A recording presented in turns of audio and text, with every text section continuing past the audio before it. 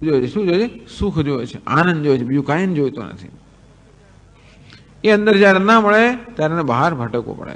અંતેથી આ જીવો બધા આનંદની શોધમાં હંમેશા બહાર ભટકનાર છે. એને બહિર્મુખ કહેવાય. માત્ર બહારના વિષયોનો અનુભવ કરવાનું બહિર્મુખતા નથી. બહિર્મુખતા કોને કહેવાય? બહારના વિષયોમાંથી આનંદ માટેનો પ્રયત્ન કરે એનો બહિર્મુખતા. તો જ્ઞાની પુરુષો બહિર્મુખ નથી હોતા. એનો અર્થ નહીં કે જ્ઞાની પુરુષ જેનો વ્યવહાર ના કરે. રાગદ્વેષ વિયુક્તસ્તુ વિષયાન ઇન્દ્રિયૈશ્ચરન આત્મવશ્યૈર વિધેયાત્મા પ્રસાદમ અધિગચ્છતિ. જ્ઞાની પુરુષ પણ એના એ જ વિષયો સાથે વ્યવહાર કરતો હોય છે. એનો વ્યવહાર કેવો છે? રાગદ્વેષ વિયુક્ત ઇન્દ્રિય. એને કોઈ વિષય પ્રત્યે રાગદ્વેષ નથી હોતો. મળે એની ઇન્દ્રિયો કેવી છે? રાગદ્વેષ રહિત હોવાને કારણે શાંત છે, અનુકૂળ છે. મળે મન કેવું છે? પ્રસન્ન છે. અંતે તેનું સમગ્ર વ્યક્તિત્વ કેવું છે? સુગ્રથિત છે, અનુકૂળ છે, પ્રસન્ન છે, પોતાના વશમાં છે. એ પ્રકારના જેના પર પોતાનું પ્રભુત્વ છે એવા વ્યક્તિત્વ લઈને જ્ઞાની પુરુષ જગત વ્યવહાર કરે, પ્રસાદમ અધિગચ્છતિ. એ તો હંમેશા પ્રસન્ન રહેતો હોય છે. જ્યારે જેને પોતાનું મન અને ઇન્દ્રિયો કાબુમાં નથી એવા જીવ બિચારો ભટકી ભટકીને દુઃખી થાય છે. ઇન્દ્રિયાણામ હિ ચરતામ યન મનોન વિધીયતે તદસ્ય હરતિ પ્રજ્ઞામ વાયુર્નાવમ ઇવાંબસી. ઇન્દ્રિયો વિષયની પાછળ જાય, મન પણ એની પાસે ભટક્યા કરે.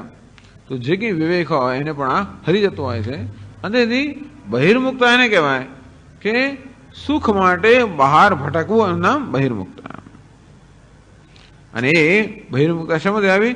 તત્વજ્ઞાનના અભાવમાંથી આવી. એટલે કહ્યું તે પરાગદર્શિન પ્રત્યેક તત્વબોધ વિવર્જિતા. કારણ કે પ્રત્યેક તત્વ પ્રત્યેગાત્માનું તત્વ છે, વાસ્તવિક સ્વરૂપ છે. એટલે પરમાનંદ જે સ્વરૂપ છે એનો બોધ ન હોવાને કારણે, એનું જ્ઞાન ન હોવાને કારણે આ બધા જીવો કહેવાય છે બહિર્મુખ છે. ટૂંકમાં આનંદ માટે બહાર હંમેશા ભટકતા હોય છે. તાર્કિકાદય દેહ વ્યતિરિક્તમ આત્માનમ જાનંતી. ભાઈ એમ કેમ કહો છો કે આ બધા લોકો જે છે કોઈ આત્માને જાણતું જ નથી? આ તાર્કિકો, નૈયાયિકો બધા આત્માને જાણે છે. એ કહે છે કે આત્મા કેવો છે? આ દેહથી ભિન્ન છે, એમ જાણે છે. તો કે ઘણા લોકો આત્માને દેહથી જુદો જાણે છે અને છતાંય પણ આત્માના વાસ્તવિક સ્વરૂપ જાણતા નથી.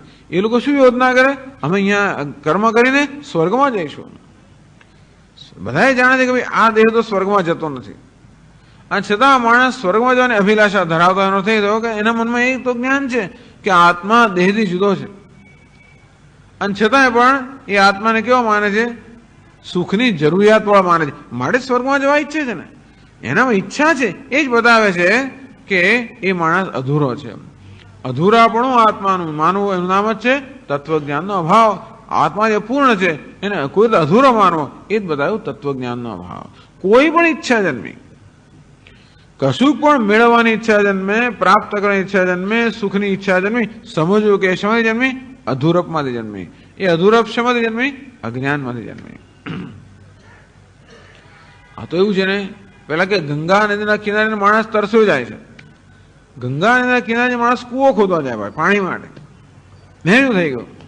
તેવી રીતે આનંદ સ્વરૂપ આત્મા હોવા છતાંય પણ માણસ બધે કૂવા ખોદ કરે છે. શેના માટે? સુખ માટે. અને ત્યાં સુખ હોય ને ત્યાં કૂવા ખોદતો તો વાંધો નહીં, જ્યાં સુખ નથી ત્યાં શોધે છે. એટલે કહ્યું પ્રાગદર્શિન પ્રત્યેક તત્વ બોધ વિવર્જિતા. આ પ્રત્યેક આત્માનું જે વાસ્તવિક તત્વ છે એ ન જાણતા હોવાને કારણે આ બધા જીવો કેવા છે? બહિર્મુખ છે. અને આ રીતે સંસારના વર્ણનનો પ્રારંભ થયો. આ સંસારનું વર્ણન કરતા પહેલા આખા જગતનું વર્ણન કર્યું, બધી વ્યવસ્થાનું વર્ણન કર્યું, આપણે વ્યક્તિત્વનું વર્ણન કર્યું. આ વ્યક્તિત્વમાં 3 શરીર છે: સ્થૂળ શરીર, સૂક્ષ્મ શરીર, હું કોમ્પ્લેક્સ છું. એક નથી, આપણે કહીએ કોમ્પ્લેક્સ માણસો છે બધા. અને તેથી જટિલ છે આપણું વ્યક્તિત્વ.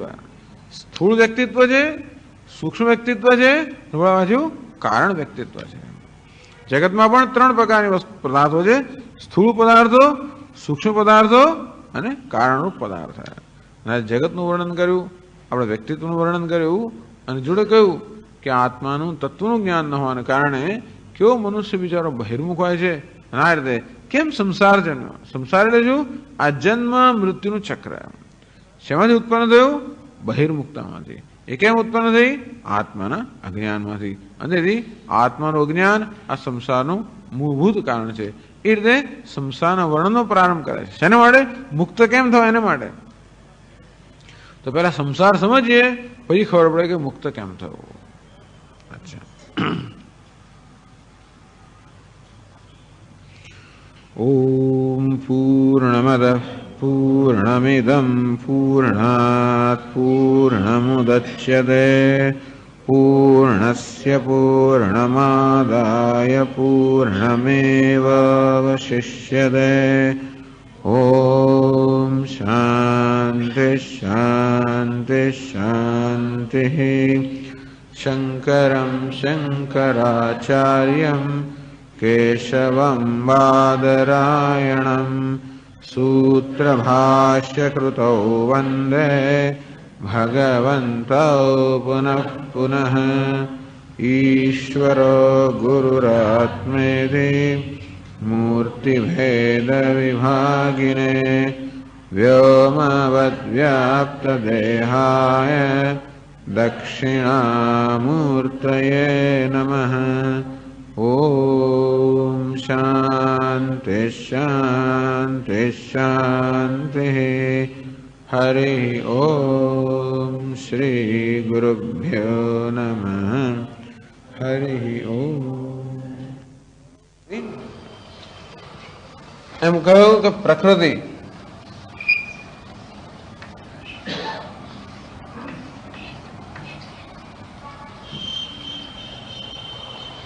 પ્રકૃતિ એમાં હંમેશા એનો સ્વભાવ એવો છે કે હંમેશા એમાં બ્રહ્મનું કે ચૈતન્યનું પ્રતિબિંબ પડે. જેમ કે અરીસાનો સ્વભાવ એવો છે કે જે કોઈ પદાર્થ એની સમક્ષ હોય એનું પ્રતિબિંબ પડે. કે જળમાં જેમ ઉપર જે તેજસ્વી પદાર્થ હોય એનું પ્રતિબિંબ પડે, તેમ પ્રકૃતિમાં હંમેશા ચૈતન્યનું પ્રતિબિંબ પડે.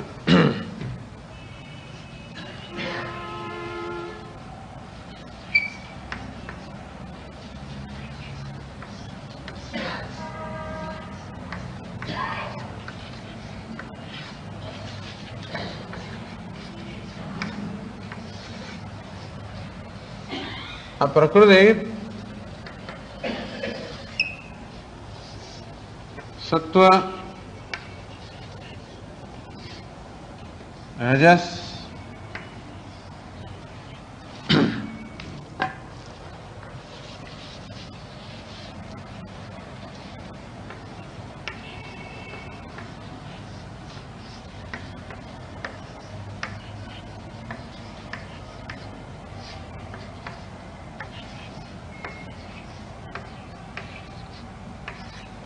પ્રકૃતિમાં સત્વ રજસ અને તમસ આ ત્રણ ગુણોની બનેલી છે પ્રકૃતિ. હવે આ પ્રકૃતિના ત્રણ પ્રકારના વિભાગ પાડ્યા.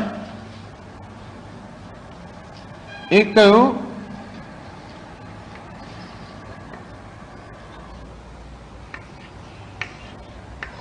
વંચાય છે બધાને? હા, પાછળ વાળાને અક્ષર ગયા આવે છે કે અક્ષર નાના પડે છે?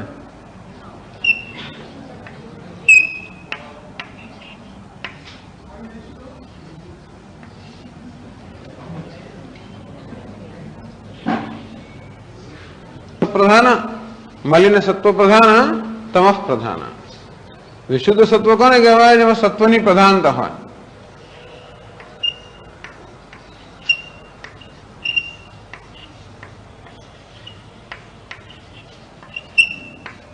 મલિન સત્વ પ્રધાન કોને કહેવાય? જેમાં રજસ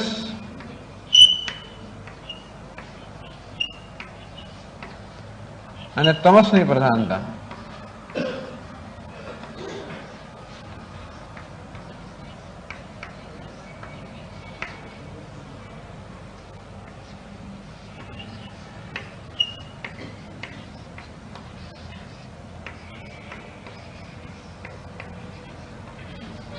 સત્વની પ્રધાનતા હોય ને, કારણ કે પ્રકૃતિમાં ત્રણેય ગુણો હોય છે, સત્વ રજસ અને તમસ. જેમાં સત્વની પ્રધાનતા છે એ પ્રકૃતિને વિશુદ્ધ સત્વ પ્રધાન કહે, એને માયા કહી.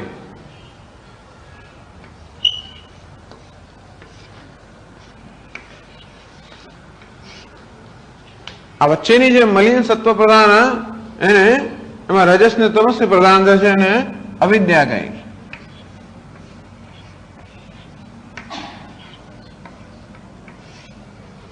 અને ત્રીજી આ તમસ પ્રધાન તમસની પ્રધાનતા છે એ જળ પ્રકૃતિ છે અને એમાં જળતા છે. હવે જ્યાં પણ પ્રકૃતિ હોય ત્યાં બ્રહ્મનું પ્રતિબિંબ પડવું જ જોઈએ. એટલે આ માયામાં બ્રહ્મનું પ્રતિબિંબ પડે.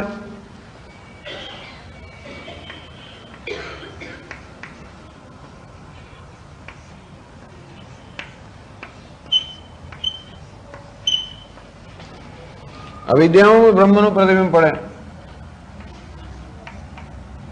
આમાં પણ બ્રહ્મનું પ્રતિબિંબ પડે. તો માયામાં બ્રહ્મનું પ્રતિબિંબ પડે એને શું કહેવાય? ઈશ્વર.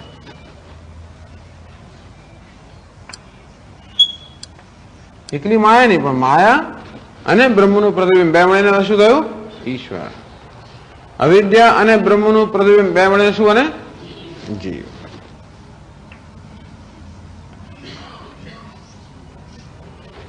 અને આ જડ પ્રકૃતિ અને બ્રહ્મનું પ્રતિબિંબ મળીને શું થાય?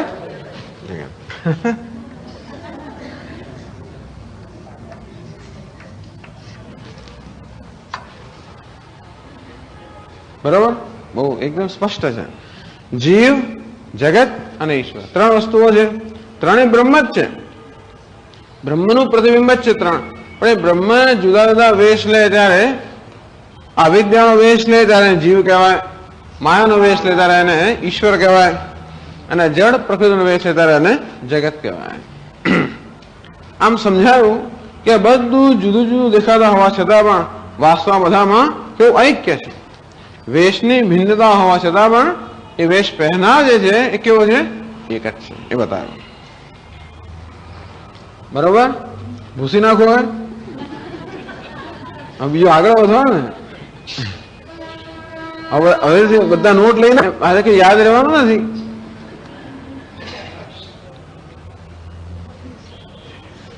હવે એમાં તો એવું છે આમ આમ ફેરવું નાખે એવું બોર્ડ આવતું હોય છે આમથી આમ એટલે ભૂસાય નહીં. ઈશ્વર અને જીવ બંનેની ત્રણ અવસ્થાઓ કઈ? જાગ્રત, સ્વપ્ન, સુષુપ્તિ.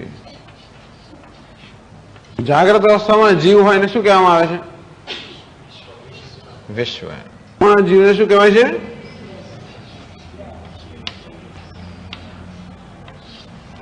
પ્રાગની અવસ્થામાં શું કહેવાય છે? સુષુપ્તિ અવસ્થામાં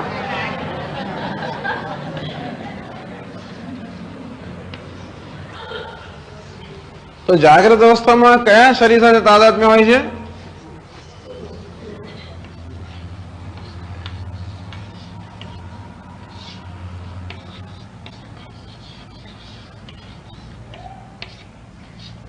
સ્વપ્નમાં કયા શરીર સાથે હોય? સૂક્ષ્મ.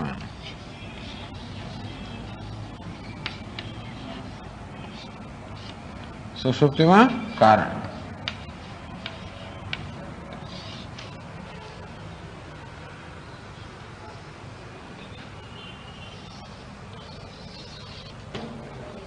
આ કેવું છે? સમષ્ટિ. આને કહેવાય છે વ્યષ્ટિ. સમષ્ટિ એટલે બધાનો સમૂહ, વ્યષ્ટિ એટલે વ્યક્તિગત. તો વ્યક્તિગતને જીવ કહેવાય, બધાના સમૂહને શું કહેવાય છે? ઈશ્વર. તો ઈશ્વર જયારે બધા જ સ્થૂળ શરીરનો વેશ પહેરે ત્યારે એ બ્રહ્મને શું કહેવાય? ઈશ્વર. તો બાબા સ્થૂળ શરીરનો વેશ પહેરતા શું કહેવાય? વિરાટ. ક્યારેક એને વૈશ્વાનર એવું પણ કહેતા હોય છે.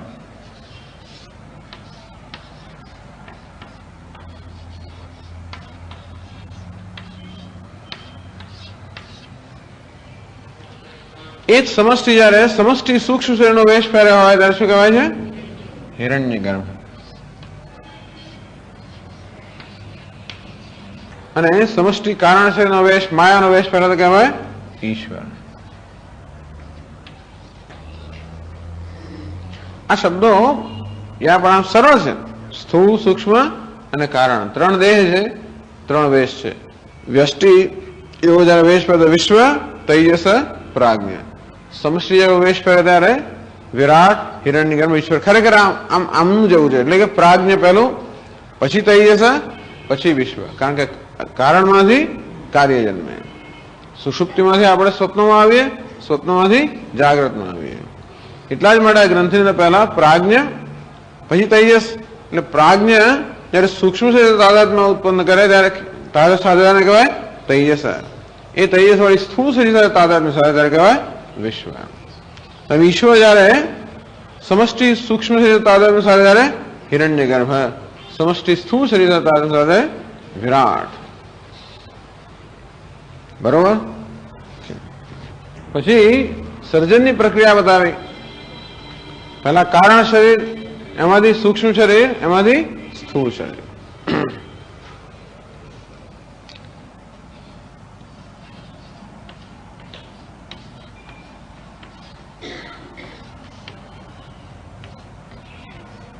સર્વનું કારણ એમાં સત્વ, રજસ અને તમસ ત્રણ ગુણો હોય છે. ત્રણ ગુણો જ બનેલી હોય છે માયા. બરોબર છે. હવે એમાંથી પંચમહાભૂતો ની ઉત્પત્તિ થઈ. કયા પંચમહાભૂત? પહેલો કયો ભૂત? મહાભૂત. સૌથી સૂક્ષ્મ કયું? આકાશ. સારું એક જણ ઉભા નથી કરતા, એક જણ ને તો મજા આવે કદાચ. ઘણા લોકો સ્વામી તમારે પરીક્ષા લાવે, પણ હવે તો બીજું છે વાયુ, ત્રીજો છે અગ્નિ, ચોથું છે જળ, પાંચમું છે પૃથ્વી. કારણ કે કારણમાં સત્વ રજસ તમસ છે માટે આ પાંચે મહાભૂતમાં સત્વ રજસ તમસ હોવા જોઈએ. એવું કારણમાં એવું જ કાર્યમાં હોય. એટલે દરેક મહાભૂતની અંદર પણ સત્વ, રજસ અને તમસ રહેલું જ છે દરેકમાં. કે દરેક જયારે ઉત્પત્તિ થાય પહેલા ત્યારે આ પાંચે મહાભૂત સૂક્ષ્મ અવસ્થામાં હોય, પછી એનું સ્થૂળીકરણ થાય. હંમેશા ઉત્પત્તિ પહેલા થાય સૂક્ષ્મ. જેવી રીતે આપણે જાગ્રત થઈએ ત્યારે પહેલા સ્વપ્ન અવસ્થા હોય. કેવી અવસ્થા? સૂક્ષ્મ. પછી આ બધી સ્થૂળ જાગ્રત અવસ્થા જેમ જન્મે તે રીતે આ સર્જનમાં પણ પહેલા પંચમહાભૂતો સૂક્ષ્મ અવસ્થામાં હોય. એને તન માત્ર એવું કહેવામાં આવતું હોય છે. પછી સમજાવે છે કે દરેક પંચમહાભૂતના સત્વગુણમાંથી, રજોગુણમાંથી અને તમોગુણમાંથી જગતનો જન્મ થયો. તો સત્વગુણનો સ્વભાવ કેવો છે? તો કે જ્ઞાન. અને માટે આ પ્રત્યેક પંચમહાભૂતના સત્વઅંશમાંથી જ્ઞાનેન્દ્રિયની ઉત્પત્તિ થઈ. તો આકાશના સત્વઅંશમાંથી કઈ જ્ઞાનેન્દ્રિય જન્મી? અહીંથી જ અવાજ આવે છે, પણ આમથી આવતું નથી. આકાશના સત્વઅંશમાંથી કઈ ઇન્દ્રિય ઉત્પત્તિ થઈ? જયારે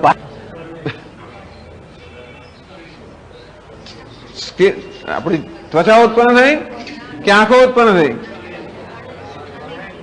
ઘ્રાણેન્દ્રિય ઉત્પન્ન થઈ? નહીં, કર્ણેન્દ્રિય છે. બરાબર છે. તો આકાશના સત્વઅંશમાંથી ટૂંકમાં આકાશનો ગુણ કયો? શબ્દ. તો શબ્દને સાંભળી શકે એ ઇન્દ્રિય કઈ? કર્ણેન્દ્રિય. એ આકાશના સત્વઅંશમાંથી થઈ.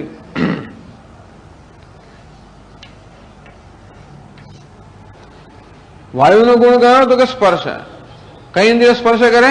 ત્વચા. તો વાયુના સત્વમાંથી શું ઉત્પન્ન થયું? ત્વચા.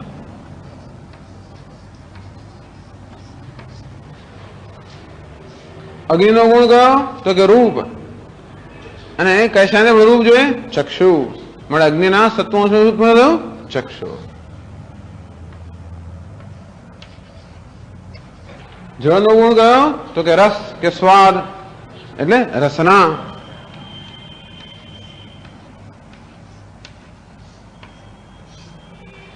પૃથ્વીનો ગુણ ગંધ, એમાંથી ઉત્પન્ન થઈ ઘ્રાણેન્દ્રિય.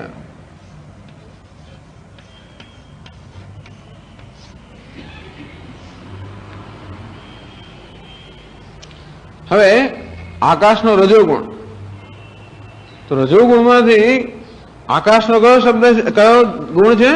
શબ્દ. તો કઈ ઇન્દ્રિય છે જે શબ્દ ઉત્પન્ન કરે, જે શબ્દનું જ્ઞાન પ્રાપ્ત કરે એ જ્ઞાનેન્દ્રિય, શબ્દ ઉત્પન્ન કરે એ કઈ છે? કર્મેન્દ્રિય. તો રજોગુણમાંથી કર્મેન્દ્રિય ઉત્પન્ન થઈ. સત્વનો ગુણ કયો છે? જ્ઞાન. રજસનો ગુણ કયો છે? ક્રિયા. તો જ્ઞાનની જે ઇન્દ્રિયો છે સત્વંશમાં ઉત્પન્ન થઈ, ક્રિયાની ઇન્દ્રિયો છે રજસવંશમાં ઉત્પન્ન થઈ. તો કઈ ઇન્દ્રિય છે જે શબ્દ ઉત્પન્ન કરે?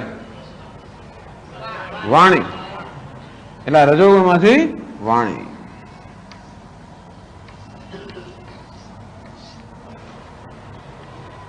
વાયુના રજોગુણમાંથી કઈ ઇન્દ્રિય છે જે સ્પર્શ કરે છે?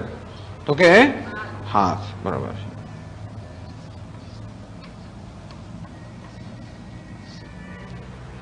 અગ્નિ એના રજોગુણમાંથી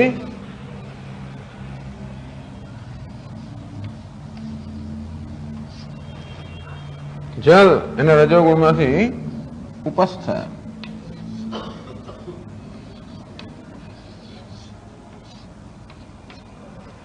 અને પૃથ્વીના રજોગુણમાંથી ગુદા. આ 5 કર્મેન્દ્રિય ઉત્પન્ન થઈ પ્રત્યેકના રજસ અંશમાંથી. આ તો સૂક્ષ્મ. હવે બીજું કયું બાકી રહી ગયું? કશું બાકી રહ્યું? 5 જ્ઞાનેન્દ્રિયો અને 5 કર્મેન્દ્રિયો. બીજું કઈ બાકી રહ્યું? પ્રાણ. એ સિવાય શું બાકી રહ્યું? મન બાકી રહ્યું. બરાબર.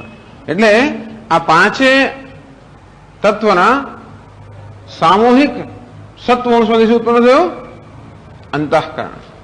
જ્ઞાન જેને પ્રાપ્ત થાય સત્વથી શું થાય? જ્ઞાન. તો 5 જ્ઞાનેન્દ્ર ઉપરાંત એવું આપણું અંતઃકરણ છે જે પણ આ જ્ઞાન માટે આવશ્યક છે.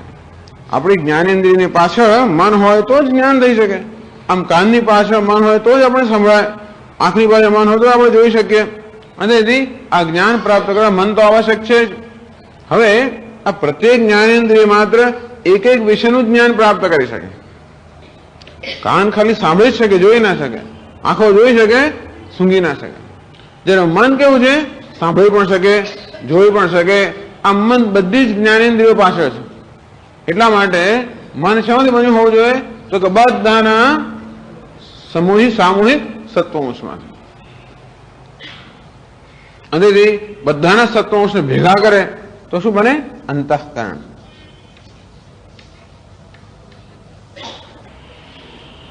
તો તેવી રીતે આ પ્રત્યેક કર્મેન્દ્રિય છે એ એક એક પ્રકારનું કાર્ય કરે.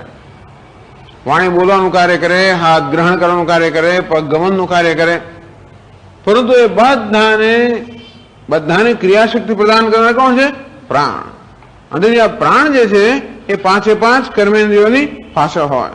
એટલે સમજી શકાય કે બધા જ મહાભૂતના સામૂહિક રજસ અંશમાંથી શેની ઉત્પન્ન થઈ? પ્રાણની. પંચ મહાભૂતના સામૂહિક સત્વંશમાંથી ઉત્પન્ન થઈ અંતઃકરણ, અને પંચ મહાભૂતના સામૂહિક રજસ અંશમાંથી ઉત્પન્ન થયો છે પ્રાણ, જે બધી જ કર્મેન્દ્રિયની પાછળ હોય છે.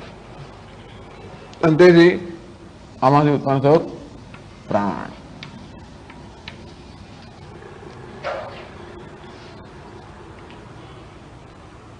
આ તો બહુ સરળ છે. એકડિયા જેવું જ છે આ બધું.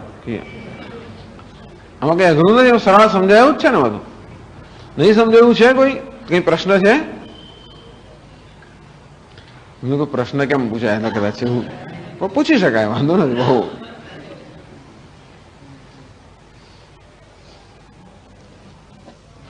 હવે એક આ સત્વનું પણ ઉત્પત્તિ સમજાવી, રજોગુણ ઉત્પત્તિ સમજાવી. એક ગુણ બાકી રહી ગયો. કયો ગુણ? તમો ગુણ. તમસ બાકી રહી ગયો. એમાંથી શું? તમસ કેવું છે? જળ છે. એમાંથી શું બન્યું? જળ વસ્તુઓ. આમ સત્વમાંથી જ્ઞાનેન્દ્રિયો અને અંતઃકરણ, રજસમાંથી કર્મેન્દ્રિય અને પ્રાણ. અને આપણા શરીરમાં એક તો જ્ઞાનેન્દ્રિય અને અંતઃકરણ છે, કર્મેન્દ્રિય અને પ્રાણ છે, અને ત્રીજું છે સ્થૂળ શરીર. સ્થૂળ શરીર શામાંથી બન્યું છે? તમસમાંથી. આપણું સ્થૂળ શરીર અને જગતના બધા સ્થૂળ પદાર્થો શામાંથી બન્યા? આ તમો ગુણમાંથી. તો એ સમજાવે છે. ચાલો આ તો થઈ ગયો.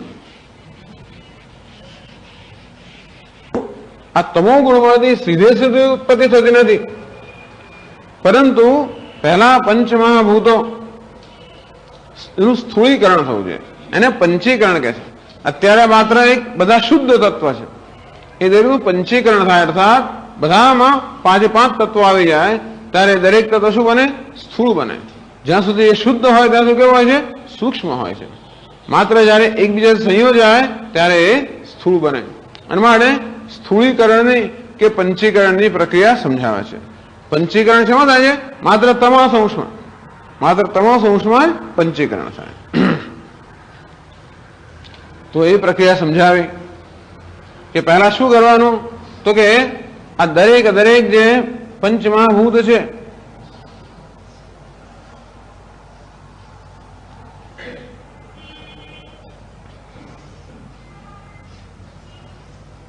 એ તો 5 પ્રકારના ચોક હોત તો બરોબર સમજ પડી ગઈ હોત.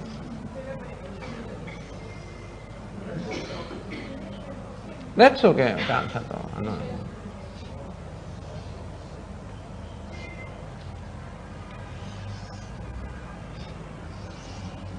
આકાશ નો આવો રંગ છે,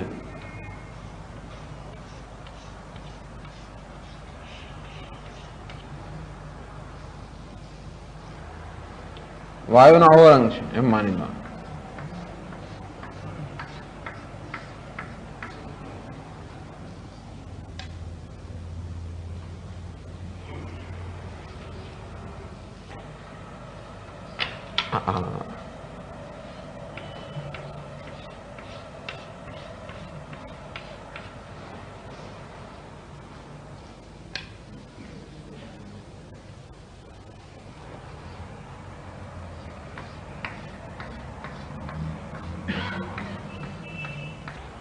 આ રંગ જોતા દેખાય છે? રંગ જોતા દેખાય છે બધા? અચ્છા.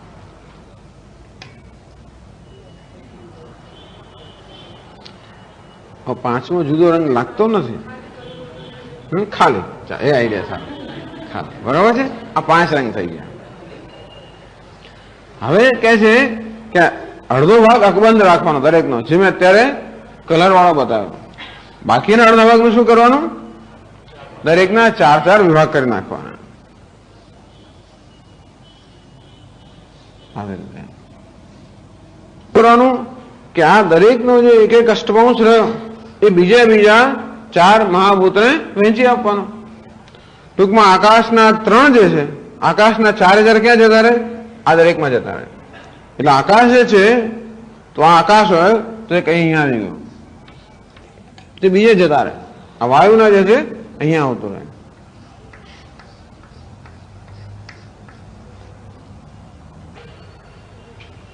પછી અગ્નિના જે 4 છે એ બીજામાં જતા રહે. પછી આ જળ જે છે એના 4,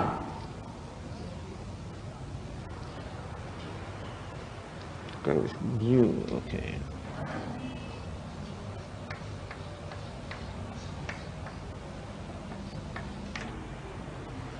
આપણે આકાશ તત્વ તૈયાર થયું. આ કેવું છે?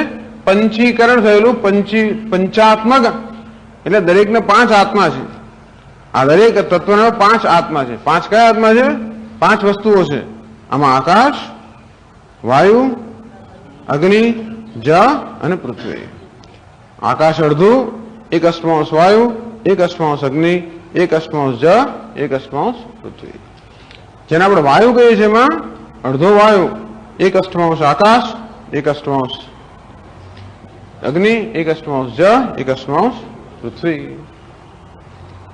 જેને જળ કહીએ છીએ એમાં અગ્નિ કહીએ છીએ, 1 અષ્ટમાંશ અડધો અગ્નિ, 1 અષ્ટમાંશ આકાશ, 1 અષ્ટમાંશ વાયુ, 1 અષ્ટમાંશ જળ, 1 અષ્ટમાંશ પૃથ્વી. આ શું થયું? પંચીકરણ. હવે શું થયું? જે પંચમહાભૂત જે સૂક્ષ્મ હતા એ સ્થૂળ બની ગયા. આવું થવાથી શું બની ગયા? સ્થૂળ બની ગયા. બસ એમાંથી બધી સ્થૂળ જગતનું સર્જન થાય. તો એમાંથી આપણો સ્થૂળ દેહ અને બધા જે પંચ જગતના જે છે શબ્દ સ્પર્શ રૂપ બધા વિષયો, એ બધાનું સર્જન શેમાં થયું? આ પંચીકૃત પંચમહાભૂતમાંથી.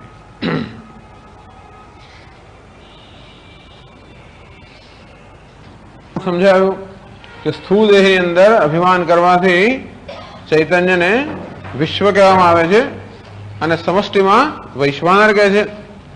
સૂક્ષ્મ દેહમાં અભિમાનથી ચૈતન્ય તૈજસ કહેવાય અને સમષ્ટિમાં હિરણ્યગર્ભ કહેવાય. કારણ દેહમાં અભિમાન કરે ચૈતન્ય પ્રાજ્ઞ કહેવાય, સમષ્ટિમાં ઈશ્વર કહેવાય. આપણે કહી દીધું.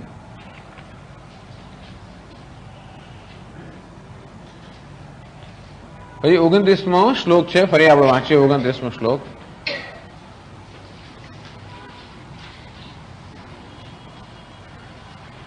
તૈજસા વિશ્વતામ યાતાઃ દેવતિર્યં નરાદઃ તે પરાગદર્શિનઃ પ્રત્યગ તત્વબોધ વિવર્જિતાઃ.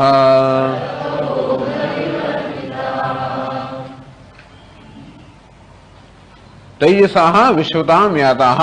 ચૈતન્ય પહેલા કારણ શરીર સાથે, તો આ જ પ્રાજ્ઞ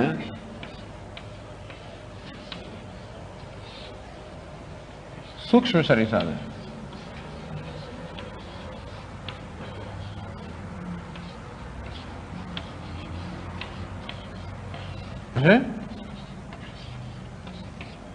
તૈજસ. એ તૈજસ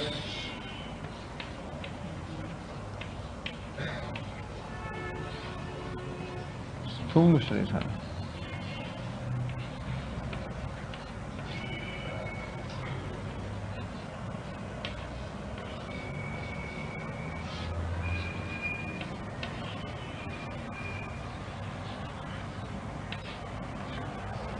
જો ચૈતન્યનું કારણ શરીર સાથે તાદાત્મ્ય થયું એને કહેવાય પ્રાજ્ઞ. એ કઈ અવસ્થા છે? સુષુપ્તિ. એ જ પ્રાજ્ઞ પછી સૂક્ષ્મ શરીર સાથે તાદાત્મ્ય થયું તો કહેવાય તૈજસ. તો જો પ્રાજ્ઞનું સૂક્ષ્મ શરીર સાથે તાદાત્મ્ય એટલે તૈજસ. પ્રાજ્ઞમાં કોણ કોણ આવે? ચૈતન્ય અને કારણ શરીર. તૈજસમાં કોણ કોણ આવે? ચૈતન્ય, કારણ શરીર વત્તા સૂક્ષ્મ શરીર. એટલે આપણે સૂક્ષ્મ શરીર કહીએ પણ સૂક્ષ્મ કારણ શરીરમાં હોય જ. પ્રાજ્ઞનું સૂક્ષ્મ શરીર સાથે તાદાત્મ્ય બરાબર તૈજસ. એને આપણે સ્વપ્ન અવસ્થા કહીએ. એ જ તૈજસ પછી જયારે સ્થૂળ શરીર સાથે તાદાત્મ્ય સાથે ત્યારે એને વિશ્વ કહેવાય. એટલે આમાં શું શું આવી ગયું? તૈજસમાં ચૈતન્ય, કારણ શરીર, સૂક્ષ્મ શરીર વત્તા સ્થૂળ શરીર એટલે વિશ્વ.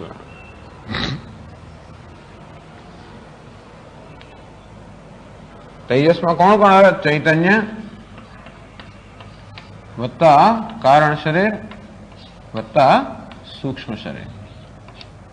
અને વિશ્વમાં ચૈતન્ય વત્તા કારણ શરીર વત્તા સૂક્ષ્મ શરીર અને સ્થૂળ શરીર. એટલે એને વિશ્વ કહેવાય છે. વિશ્વ એટલે જેનો પૂરેપૂરો વિકાસ થયેલો છે. આમ મનુષ્યના વ્યક્તિત્વનો પૂરેપૂરો વિકાસ શેમાં થયો છે? જાગ્રત અવસ્થામાં. કારણ કે એમાં કારણ શરીર, સૂક્ષ્મ શરીર અને સ્થૂળ શરીર એ ત્રણેયની અભિવ્યક્તિ હોય છે. જ્યારે તૈજસ એટલે સ્વપ્નમાં અર્ધ વિકાસ છે. એમાં ચૈતન્ય છે, કારણ છે અને સૂક્ષ્મ છે. જ્યારે પ્રાજ્ઞમાં ચૈતન્ય અને કારણ. ત્યારે કોઈ પ્રકારનો વિકાસ થયો હોતો નથી. અવ્યક્ત, અર્ધવ્યક્ત અને પૂરેપૂરું વ્યક્ત.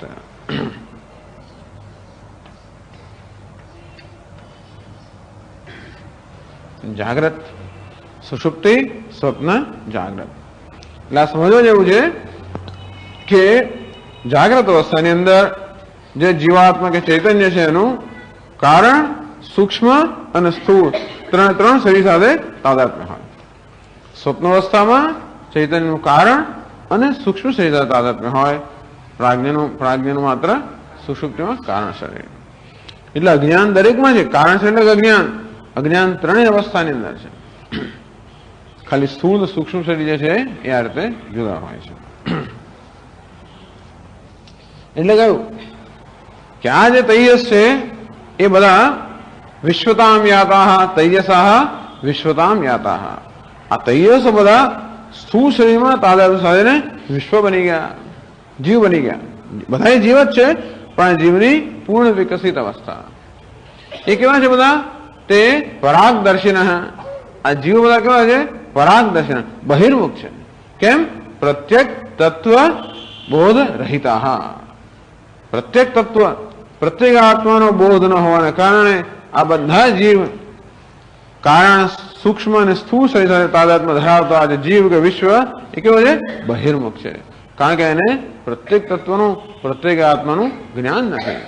પ્રત્યેક આત્મા પૂર્ણ હોવા છતાં પણ એને અપૂર્ણ માની લે છે. આનંદ હોવા છતાં પણ દુઃખી માની લે છે. જ્ઞાનસ્વ હોવા છતાં પણ અજ્ઞાની માની લે છે. અને સત્ય કે અમર હોવા છતાં પણ એને મર્ત્ય માની લે છે.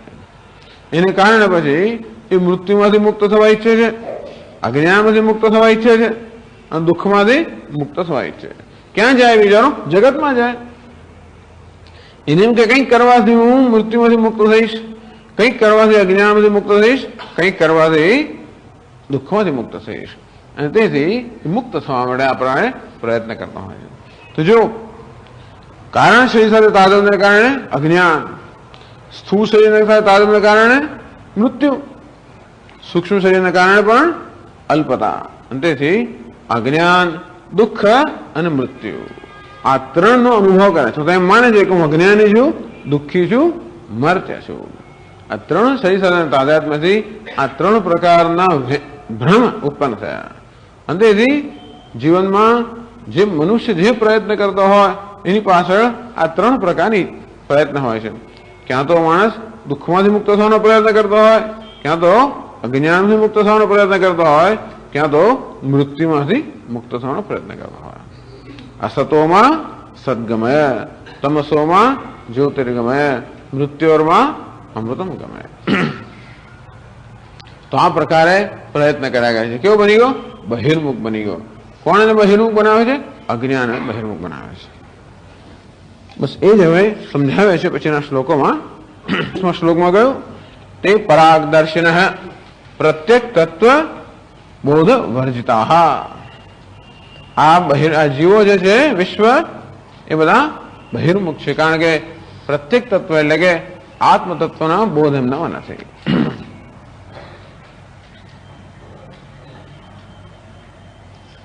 હવે 30મા શ્લોકમાં સમજાવે છે આ સંસારની જન્મ મૃત્યુની પ્રક્રિયા સમજાવે છે. કુર્વતે કર્મ ભોગાય કર્મ કર્તુમ ચ ભુંજતે નદ્યામ કીટા ઇવાવર્તાત આવર્તાંતરમાશુતે ભજંતો જન્મનો જન્મ લભંતે નૈવ નિવૃત્તિમ.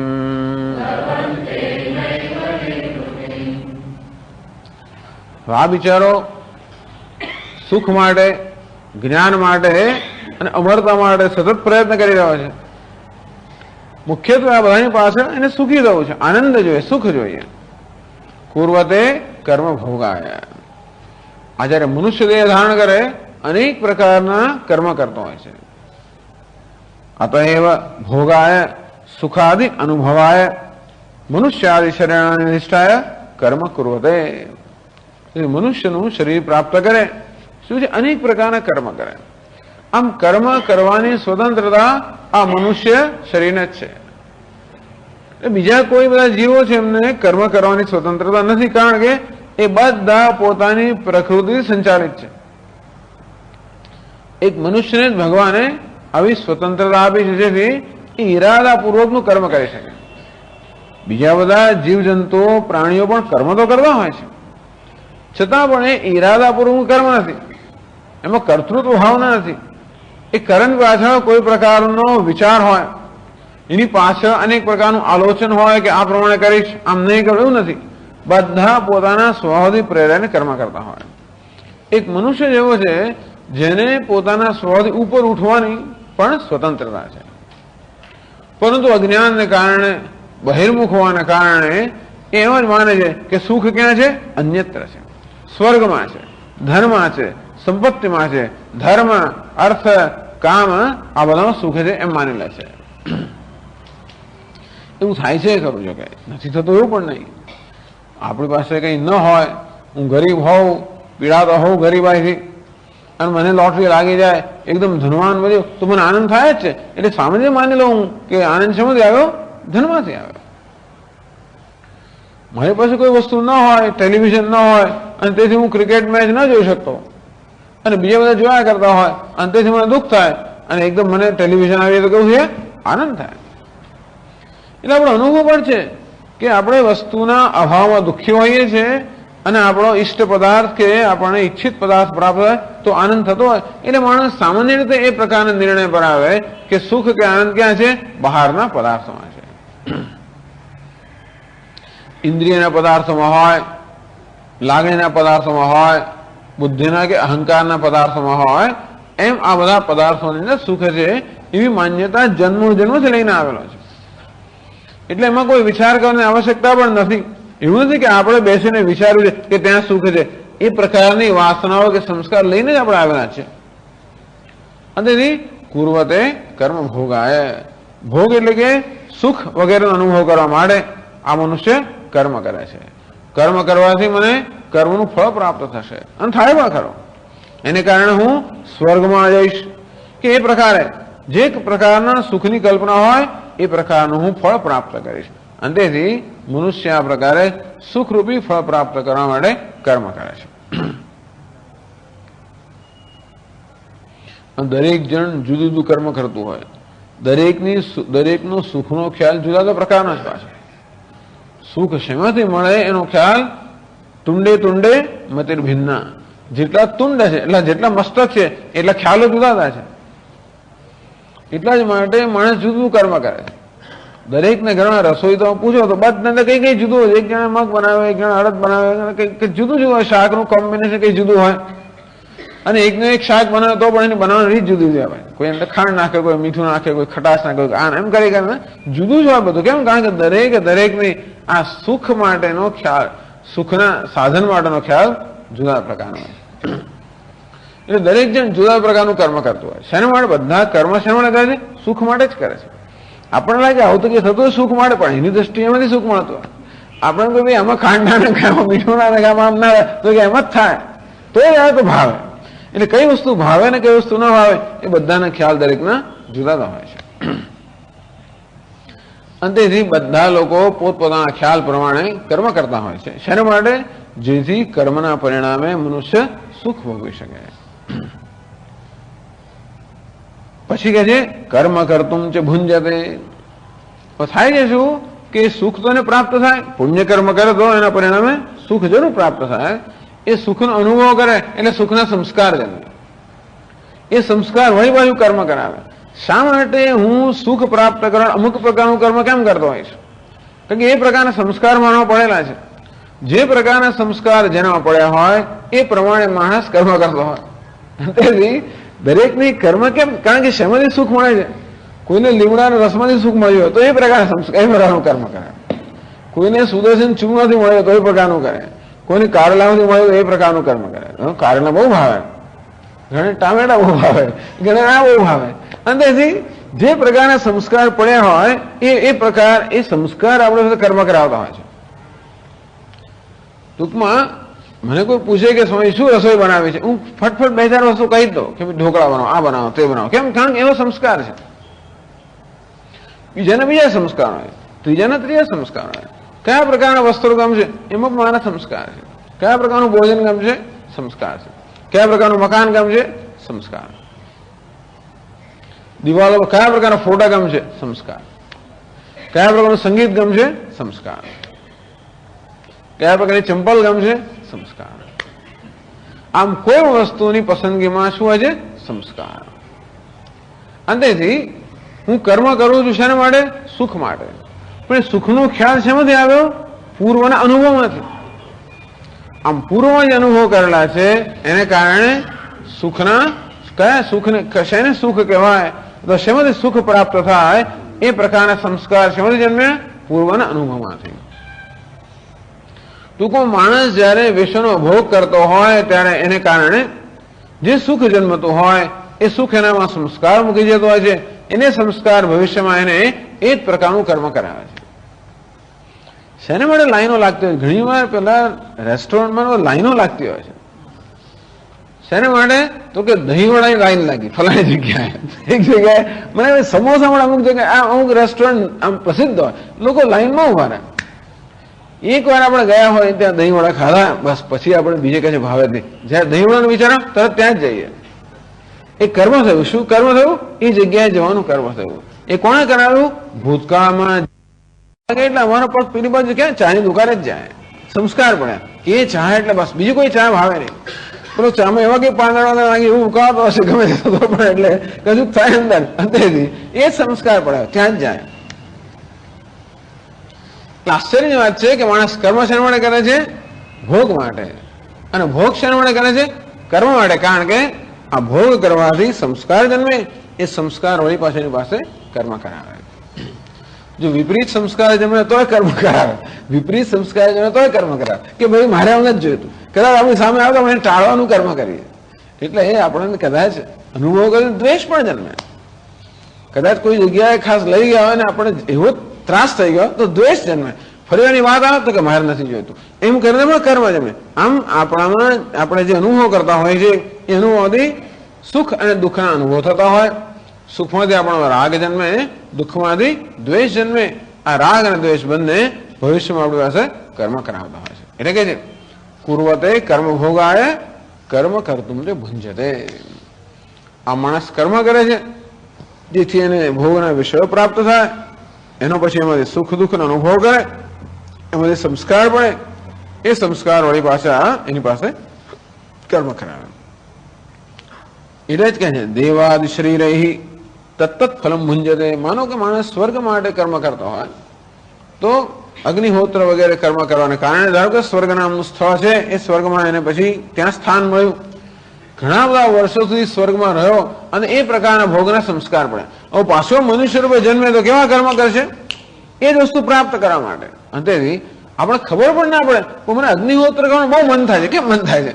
કોઈને મને હનુમાન ચાલીસા બહુ ગમે, કોઈને વળે કે બીજું દરેકને કે કોઈને અહીં પ્રીમ ક્લીમ ગમતું હોય, જાત જાતના લોકોને જુદી વસ્તુ ગમતું હોય. કેમ ગમતું હોય? કારણ કે એ પ્રકાર સંસ્કાર છે. શક્ય છે કે પૂર્વમાં આપણે કર્યું હોય એને કારણે આપણને એ પ્રકારનો અનુભવ થયો હોય. અંતેથી એવો અનુભવ લેવા માટે વળી પાછા આપણે એ પ્રકારનું કર્મ કરીએ. એટલે કર્મથી ભોગ અને ભોગમાંથી કર્મ. બસ પતી ગયું કામ. હેતુ ફલાત્મક સંસાર. હેતુ અને ફળ. આ શરીર શેમાંથી પ્રાપ્ત થયું? પૂર્વના કર્મમાંથી. પણ આ શરીર પ્રાપ્ત કર્યા પછી શું કરવું? વળી પાછું કર્મ કરવું. આ શરીર કર્મનું પરિણામ છે, જોડે કર્મનું કારણ પણ છે. પૂર્વના કર્મથી આ દેહ પ્રાપ્ત થયો. આ દેહ પ્રાપ્ત થયા પછી શું કરું છું? કર્મ કરું છું. એટલે શું થાય? વળી બીજું શરીર પ્રાપ્ત થાય. એમાં શું કરું? પાછા કર્મ કરું. એટલે શું થાય? બીજું શરીર પ્રાપ્ત થાય. આ માણસ લાગી ગયો, હવે એમાં કંઈ કરવાની જરૂરત નથી. એક વાર આ હેતુ અને ફળની અંદર માણસ છૂટક્યો, એક વાર પકડ્યો, બસ પછી તો પેલું સાયકલ ચાલ્યા જ કરતી હોય. એટલે કર્મમાંથી ભોગ, ભોગમાંથી કર્મ. ત્યાં હેતુ ફળ, અહીંયા શું છે? કર્મ અને ભોગ. કર્મ કર્યામાંથી શું જન્મે? ભોગ. ભોગમાંથી જન્મે સંસ્કાર. સંસ્કારમાંથી જન્મે કર્મ. એમાંથી વળી પાછળ જન્મે ભોગ. આ તો લખવાની જરૂર નથી ને, એટલે આ તો આમ સમજાયું છે. બધું લખ કર્યું પછી બહુ સમય જતો રહે આપણો. અને પછી શું થાય? લખ કરીને તો પછી આપણે વિચારવાની શક્તિ મંદ પડી જાય. એટલે બધું એમ લખ કરીએ તો આપણી જે કલ્પનાની એક શક્તિ છે મનમાં સમજવાની, એ થોડી મંદ પડી જાય. અઘરું હોય ત્યાં જરા લખીએ, પણ આમ જે સરળ છે એ આપણે મનમાં બરોબર સમજી લેવાનું. અંતેથી એક વાર આ ભોગ અને કર્મ આ પ્રકારના ચક્રમાં માણસ ફસાયો પછી એનો કોઈ ઉપાય નથી.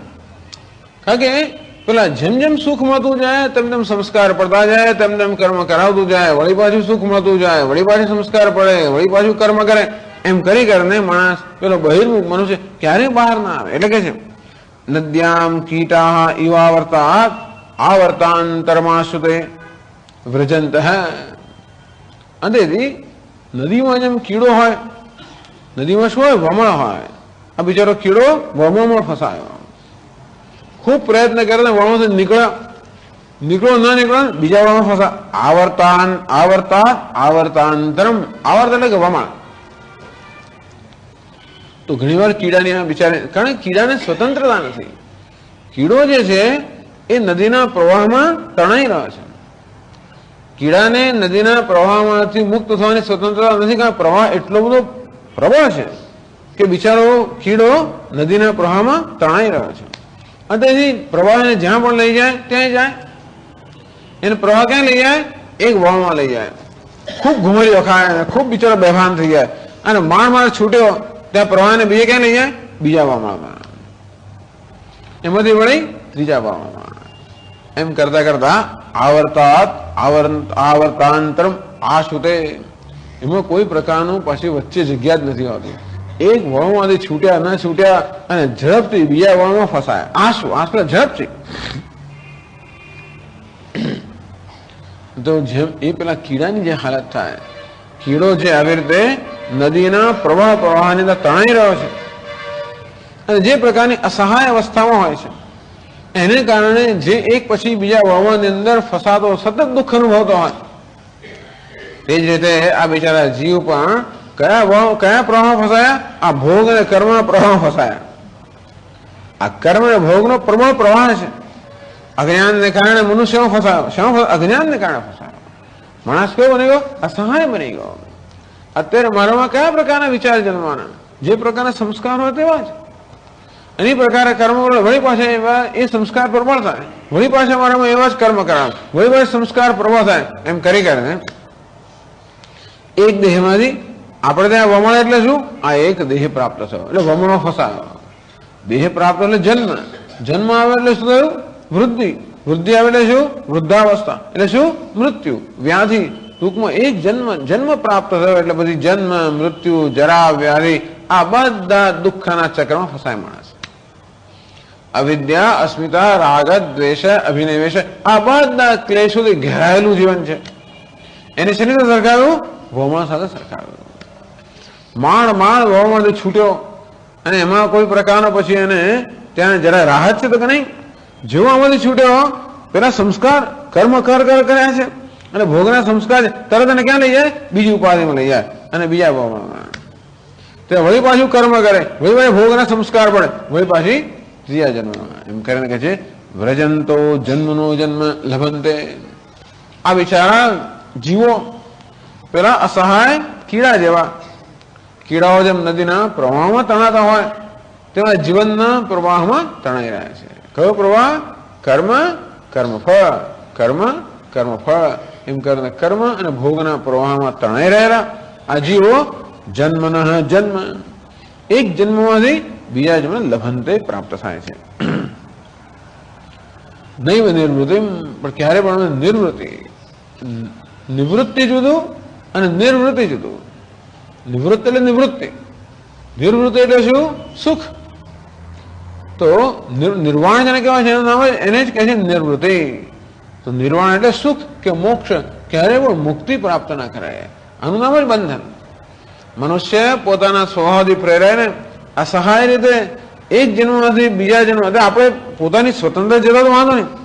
ટૂંકમાં જન્મ માટે હું અત્યારે નક્કી મારે કયા પ્રકારનો દેહ જોઈએ. હું ઓર્ડરમાં આપતો હોઉં કે મને ફલાણો દેહ આપો, આવી આંખો જોઈએ, આવું નાક જોઈએ, આવું પ્રકારના જોઈએ, એમ કરીને મારી ઈચ્છા પ્રમાણે દેહ મળતો હોય તો વાંધો નથી. મારી ઈચ્છા પ્રમાણે સંજોગો મળતો તો વાંધો નથી. પણ મને કયો દેહ મળે છે, કયા સંજોગો પ્રાપ્ત થાય છે? જે પ્રકારના કર્મ કર્યા હોય એ પ્રમાણે. ટૂંકમાં આ દેહ જન્મવામાં આ જીવની સ્વતંત્રતા નથી, એ કર્મથી. એટલે કે છે વિવેક ચૂડામણી અંદર પણ કે આયાંતિ નિર્યાન તદુર્ધ્વમુચ્ચૈ સ્વકર્મ દૂતેન જવેન નીતાહ. આપણા કર્મ કેવા છે? દૂત સમાન છે. એ કર્મરૂપી દૂત આ જીવને એક જન્મથી બીજા જન્મમાં લઈ જતો હોય છે. એટલે કહે છે વ્રજંતો જન્મનો જન્મ લભંતે નૈવ નિવૃત્તિમ. આ બિચારા જીવોને નિવૃત્તિ અર્થાત સુખ કે રાહત ક્યારેય પ્રાપ્ત થતી નથી. આમ કરીને સંસાર સમજાવો કે કેવી રીતે જીવો આ સંસારમાં ફસાયેલા છે.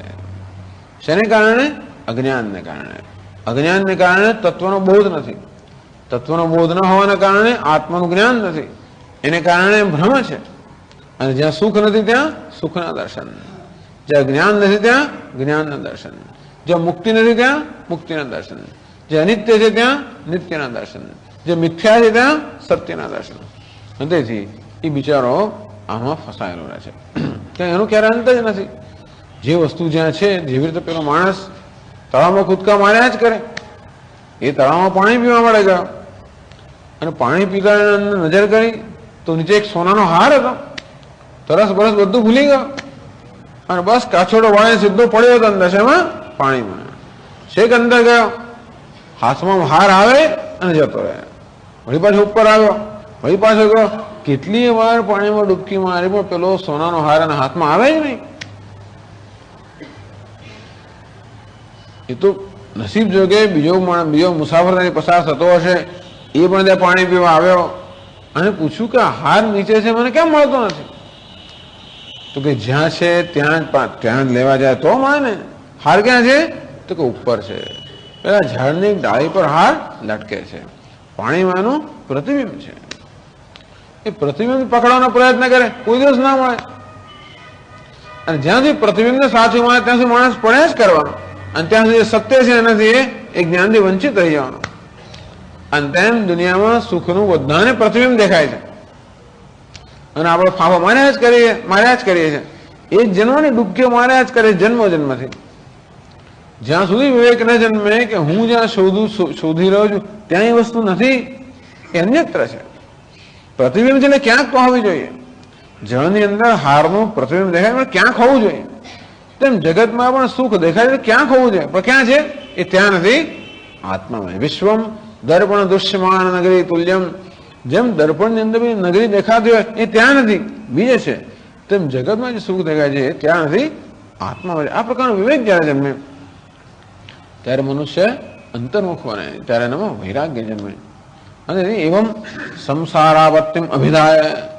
આમ 30મા શ્લોકમાં કેવી રીતે જીવો આ સંસારને પ્રાપ્ત એ સમજાવીને એ બતાવીને તો નિવૃત્તિ ઉપાયમ દર્શિતું દૃષ્ટાંતમ તાવદાહ.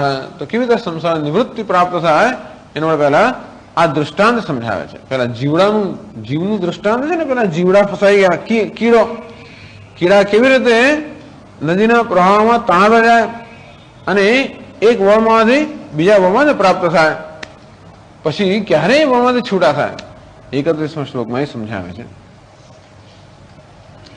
સત્કર્મ પરિપાકાતે કરુણા નિધિનો ધૃતાઃ પ્રાપ્યતિ રતરુચ્છાયામ વિશ્રામ્યન્તિ યથા સુખમ. તો પેલા જે કીડા છે એનું દ્રષ્ટાંત સમજાવે છે. સત્કર્મ પરિપાકાતે. આ કીડાઓ બિચારા જે એક વળમાંથી બીજા વળમાં સતત પ્રવાહમાં તણાઈ રહ્યા છે. સત્કર્મ પરિપાકાત. એ કીડાના પૂર્વ જન્મમાં એને પુણ્ય કર્યું હોય. દરેકે જીવ છે, પુણ્ય ને પાપ કયા દેહમાં થાય? મનુષ્ય દેહમાં થાય. તો કીડો કેમ થયો કે ઘણું બધું પાપ કરે મારે કીડો થયો, એટલા માટે દુઃખ ભોગવી રહ્યો છે. પરંતુ એને પણ ભૂતકાળમાં કંઈક પુણ્ય કર્મ કર્યું હોય, એ પુણ્ય કર્મના પરિપાક રૂપે પૂર્વોપાર્જિત પુણ્ય કર્મ પરિપાકાત. પૂર્વ જન્મની અંદર જે કંઈ પુણ્ય કર્મ કર્યું હોય એ પુણ્ય કર્મ એ વખતે આવો જો પ્રવાહમાં તાણી રહ્યો છે, એવામાં કોઈક સમય એના પુણ્ય કર્મ જે છે એ પુણ્ય કર્મ જયારે ફલોન્મુખ બને અથવા એનો એ જયારે એ ફળને આપવાનો તૈયાર થાય ત્યારે કરુણા નિધિના ઉદ્ધૃતા કેનચિત પુરુષ વિશેષણ. કોઈ કરુણા નથી, કોઈ કૃપાળો, કોઈ દયાળુ માણસ ત્યાં આવી જાય. અને ઉદ્ધૃતા નદી પ્રવાહાત બહિર નિસ્સારિતા, કોઈક વળી કરુણા, કોઈ કૃપાળો કે કરુણામાં એ માણસ ત્યાં આગળ આવી જાય અને જુએ કે આ બિચારા કીડા કેવા અંદર ફસાઈ ગયેલા છે અને એમને ત્યાંથી ઉઠાવી લે. ઉઠાવીને શું કરે? પ્રાપ્ય તીરછાયામ, અને પછી આ કિનારા પર જે વૃક્ષ હોય એ વૃક્ષના છાંયડાની નીચે આ કીડાને મૂકી દે. વિશ્રામ્યંતી યથા સુખમ, અત્યારે યથા સુખમ એને સુખ જેમ પ્રાપ્ત થાય એમ પ્રકારે એ કીડો વિશ્રામને પ્રાપ્ત કરે. જે બિચારો પ્રવાહમાં તણાઈ રહ્યો હતો એક વમણમાંથી બીજા વમણમાં એ કોઈક આવી રીતે કૃપાળો કે કૃપાનિધિ કોઈક મનુષ્ય ત્યારે આવી જાય. કેવી રીતે આવી ગયો? નસીબ, કેવું નસીબ? પૂર્વમાં પુણ્યકર્મ કર્યા છે એને કારણે. અને એને ઉઠાવીને અને તરુ છાયા વૃક્ષની છાયા નીચે મૂકી ગયો. કીડો કેવો બની ગયો? પ્રાપ્યંતી વિશ્રામ્યંતી યથા સુખમ, બધાને યથા જેમ સુખ પ્રાપ્ત થાય એમને વિશ્રામ પ્રાપ્ત કરે. બસ તેવી જ રીતે આ જીવનું દાષ્ટાંત સમજાવે છે 32મા શ્લોકમાં. ઉપદેશમવાપ્યૈવમ આચાર્યાત તત્વદર્શિનઃ પંચકોશ વિવેકેન લભન્તે નિવૃત્તિમ પરામ.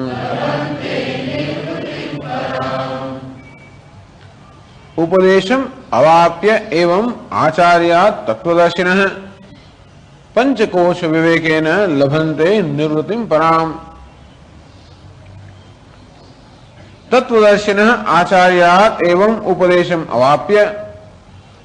તે જ રીતે આ જીવનો પણ જે બિચારો આ ભોગ અને કર્મ એવા બધા પ્રવાહમાં જે તાણી રહ્યો છે, એક પછી એક જન્મરૂપી વમનની અંદર ફસાઈ રહ્યો છે, એને પણ વળી પૂર્વના જન્મમાં પુણ્યકર્મ કર્યા હોય એવા પુણ્યકર્મો ધારો કે પરિપાક થાય.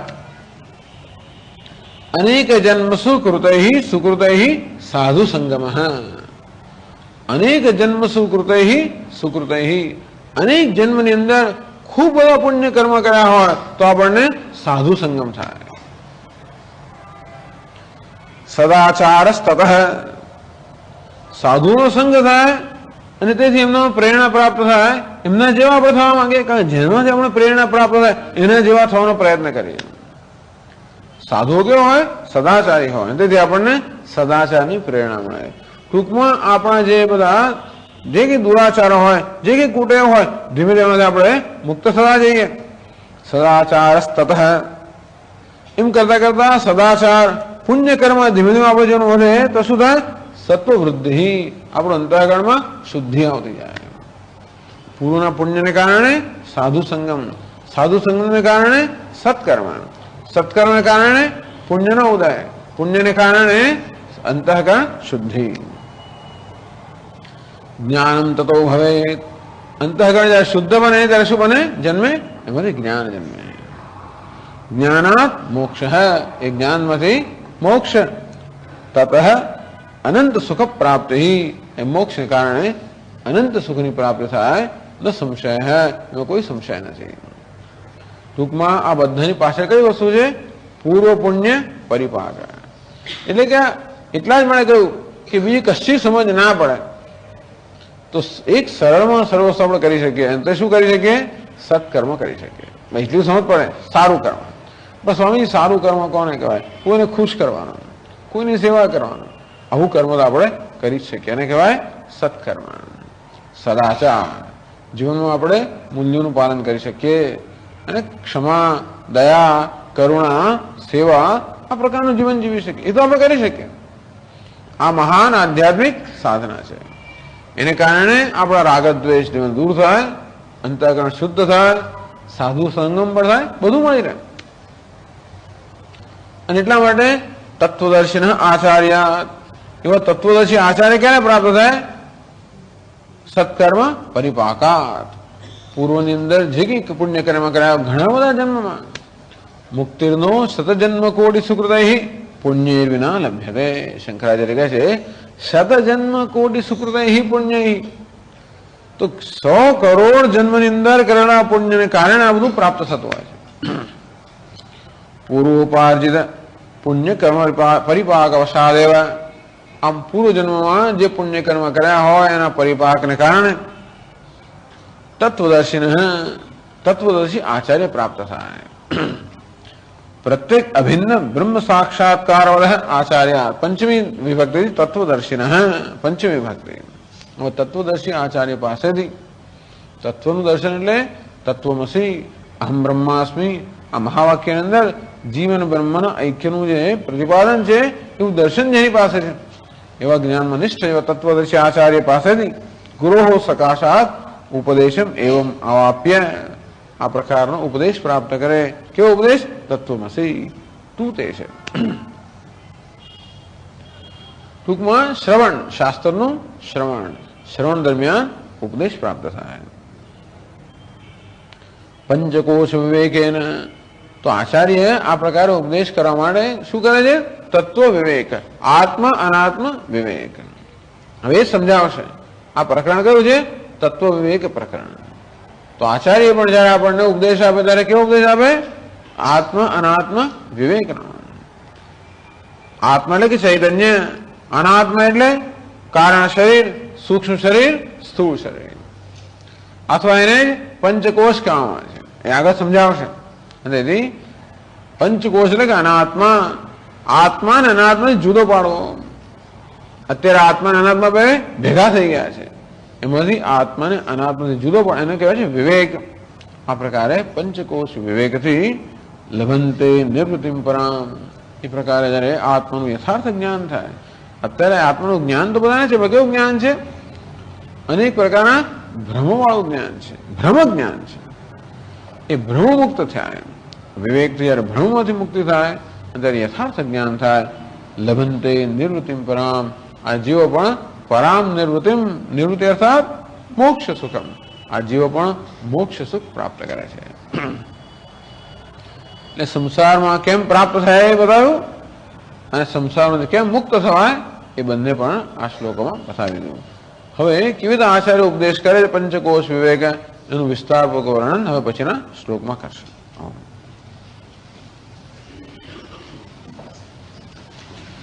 ઓમ પૂર્ણમદ પૂર્ણમિદં પૂર્ણાત પૂર્ણમુદચ્યતે પૂર્ણસ્ય પૂર્ણમાદાય પૂર્ણમેવાવશિષ્યતે.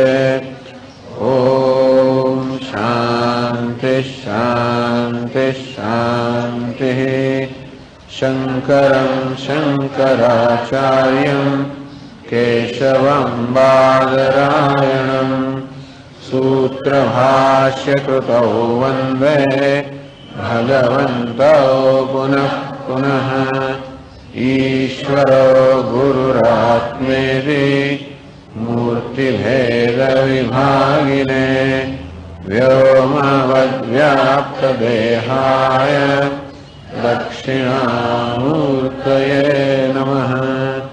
ઓમ શાંતિ શાંતિ શાંતિ. હરિ ઓમ શ્રી ગુરુભ્યો નમઃ. હરિ ઓમ.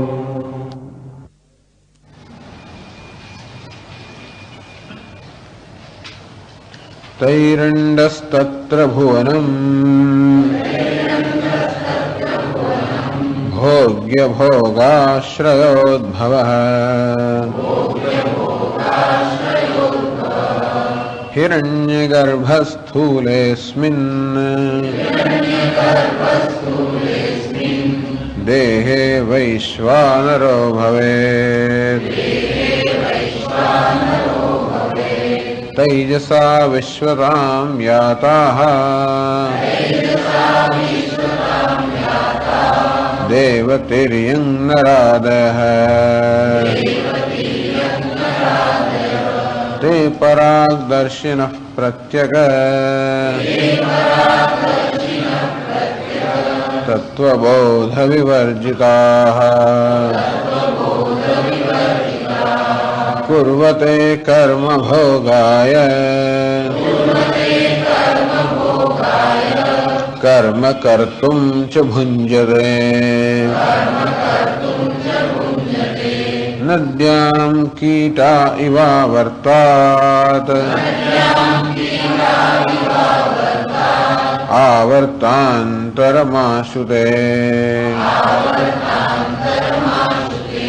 व्रजन्तो जन्मनो जन्म लभन्ते नैव निर्वृतिम् सत्कर्म परिपाकात्ते करुणानिधिनोद्धृताः प्राप्य तीरतरुच्छायाम् विश्राम्यन्ति यथा सुखम् उपदेशमवाप्यैवम् आचार्यात् तत्त्वदर्शिनः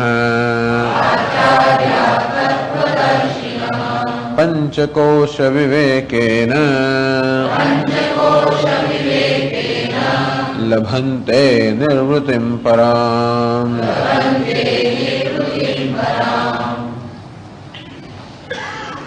ते परागदर्शिनः प्रत्येक तत्वबोध विवर्जिताः। આજે તે જીવ, કારણ શરીર, સૂક્ષ્મ શરીર અને સ્થૂળ શરીર આ ત્રણેય સાથે તાદાત્મ્ય ધરાવતો જે વિશ્વ એટલે કે જીવ, બધા પ્રાજ્ઞ પણ જીવ છે, તેજસ પણ જીવ છે અને વિશ્વ પણ જીવ છે. છતાં આપણો રસ મુખ્યત્વે કેમ છે? જાગ્રત અવસ્થામાં છે. કારણ કે સ્વપ્ન અવસ્થામાં કોઈ પુરુષાર્થ આપણે કરી શકતા નથી, ત્યાં કોઈ કર્તૃત્વ નથી હોતું, અને સુષુપ્તિમાં તો કોઈ પુરુષાર્થની શક્યતા જ નથી, કારણ કે ત્યાં તો અહંભાવ પણ નથી હોતો. પુરુષાર્થ બધો જાગ્રત અવસ્થામાં થઈ શકે અને ત્યારે જીવનું સંપૂર્ણ વ્યક્તિત્વ અભિવ્યક્ત થતું હોય છે. અને ત્યારે અમે જે બતાવ્યું છે તેમ સુષુપ્તિમાં માત્ર કારણ શરીર સાથે તાદાત્મ્ય હોય, સ્વપ્નમાં પ્રાજ્ઞ ને વળી સૂક્ષ્મ શરીર સાથે એટલે ચૈતન્યને કારણ શરીર અને સૂક્ષ્મ બંને સાથે તાદાત્મ્ય હોય. જાગ્રત અવસ્થામાં એ જ તેજસને સ્થૂળ શરીર સાથે તાદાત્મ્ય હોય, અર્થાત ચૈતન્યને કારણ શરીર, સૂક્ષ્મ શરીર અને સ્થૂળ શરીર બધા સાથે તાદાત્મ્ય હોય ત્યારે વિશ્વ એટલે જાગ્રત. લખ્યું છે ચૈતન્ય વત્તા કારણ શરીર, ચૈતન્ય કારણ શરીર સૂક્ષ્મ શરીર, ચૈતન્ય કારણ શરીર સૂક્ષ્મ શરીર સ્થૂળ શરીર લખેલું છે. બરાબર. તો આવી રીતે પ્રત્યેક તત્વ વિવર્જિત એ જાણતો નથી કે મારું સ્વરૂપ ચૈતન્ય છે અને પોતાની જાતને દેહ માની લે છે. એમનામાં તાદાત્મ્ય, તાદાત્મ્ય અર્થાત અહંભાવ, જે હું નથી એમાં અહંભાવ, દેહ જે વાસ્તવમાં આત્મા છે એમાં અહંભાવ. એને કારણે પરાગદર્શિન આ દેહની બધી ઝંખનાઓ અને તૃષ્ણાઓ એની તૃષ્ણા બની જાય. દેહની ઝંખનાઓ ભૂખ, તૃષા, પીપાસા, જાત જાતની ઝંખનાઓ હોય એ બધી ઝંખના આ ચૈતન્યની બની ગઈ. અને એમ કરીને પોતાને જીવ માનવો, પોતાને અલ્પ માનવો, પોતાને યાચક માનવો, ભિખારી માનવો, ભૂખ્યો માનવો વગેરે વગેરે. ભૂખ્યો માત્ર દેહની દ્રષ્ટિએ જ નહીં પણ ઘણી દ્રષ્ટિએ, લાગણી દ્રષ્ટિમાં ભૂખ્યો હોવો એ ઘણી રીતે ભૂખ આપણી હોય છે. અને ભૂખ પૂરી કરવા માટે જાત જાતના એ કર્મ કરે છે. કુર્વતે કર્મ ભોગાય કર્મ કર્તુમ છે ભુંજતે. પેલી ભૂખ હોય એ ભૂખ તૃપ્ત થાય એનું નામ ભોગ. તો જાત જાતની ભૂખ માણસ છે. શરીર સાથેના તાદાત્મ્ય કારણે શરીરની ભૂખ, મન સાથેના તાદાત્મ્યને કારણે એ મનની ભૂખ, લાગણીની ભૂખ. હવે બધી ઘણી ભૂખથી પીડાતો આ જીવ પોતાની એ ભૂખને સંતોષવા માટે અનેક પ્રકારના કર્મ કરે છે, જેથી પોતે પોતાના ઈચ્છિત વિષયોનો ભોગ ભોગવી શકે, એમ કરીને પોતે તૃપ્ત બની શકે. આમ આ તૃપ્તિનો અનુભવ કરે છે અને તૃપ્ત બનવા માંગે છે. પરંતુ અવિવેકને કારણે એ જાણતો નથી કે જે વિષયમાંથી તૃપ્તિ શોધે છે ખરેખર તૃપ્ત કરી શકે એમ નથી, છતાં વિષયોમાંથી અને બીજી બધી સિદ્ધિઓમાંથી તૃપ્તિ ઈચ્છે છે.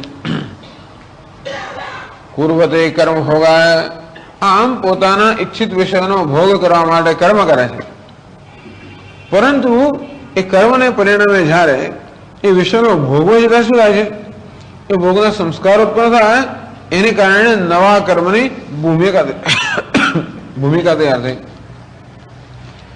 આમ કર્મ ભોગની ભૂમિકા તૈયાર કરે છે અને ભોગ કર્મની ભૂમિકા તૈયાર કરે છે. સમજવા જેવું છે. કર્મ કરું શાના માટે? જેથી હું ભોગ પ્રાપ્ત કરી શકું, સુખ પ્રાપ્ત કરી શકું, મારા ઈચ્છિત વિષયો ભોગવી શકું. પરંતુ એ ઈચ્છિત વિષયોને ભોગવતી વખતે એ ભોગના સંસ્કાર પડતા હોય છે, એને કારણે વળે એ પ્રકારના કર્મની પ્રેરણા જન્મે છે. અને તેથી કર્મમાંથી ભોગ અને ભોગમાંથી કર્મ, આમનામ સંસાર. એવી તો શૃંખલામાં, એવી તો આ ચેઇનમાં ફસાઈ ગયો છે, જંજીરમાં, જંજાળમાં, કે એકમાંથી બીજામાં, બીજામાંથી ત્રીજામાં, ક્યારે અંત જ ના આવે. વ્રજંતો જન્મનો જન્મ લભંતે નૈવ નિવૃત્તિ. અમે નાના ત્યારે એક રમત રમતી, બે છોકરીઓ રમે, બાય બાય ચાર ની એવી એક રમત, ખબર છે તમે? અહીંથી ત્યાં, ત્યાંથી ત્યાં અને ત્યાંથી ત્યાં.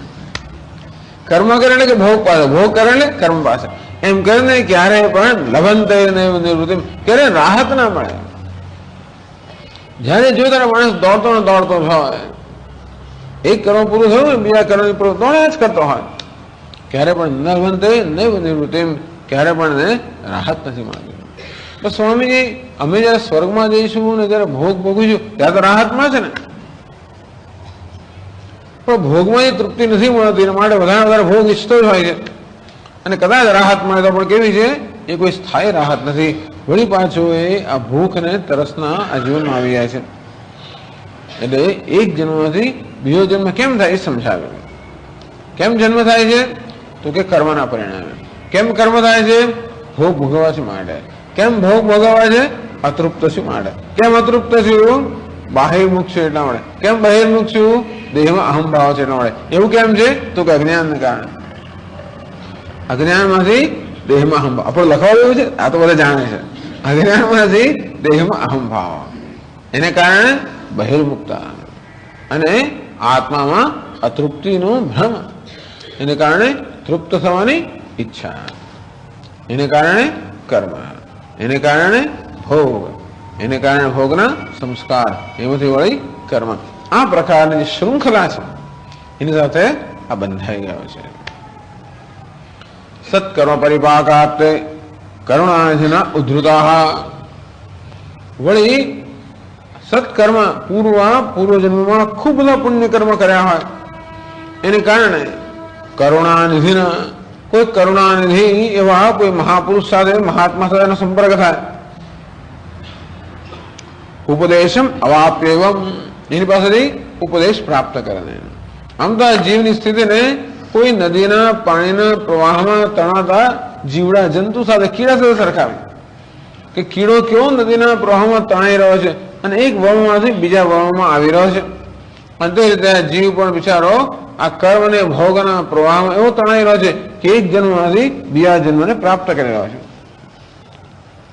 અને ક્યારેય પોતાની જાતે એમાંથી ઉદ્ધાર થવાની શક્યતા નથી. કીડો બિચારો ક્યારેય પેલા પ્રવાહનો પોતાની જાતે ઉદ્ધાર ના કરી શકે. એનો ઉદ્ધાર કરનાર કોઈક જોઈએ. પ્રાપ્યતી તરુચ્છાયામ, કોઈ એવો કરુણાનિધિ હોય, એને હાથમાં કે પાંદડામાં લઈને એને ઝાડની શીતળ છાયામાં મૂકી દે.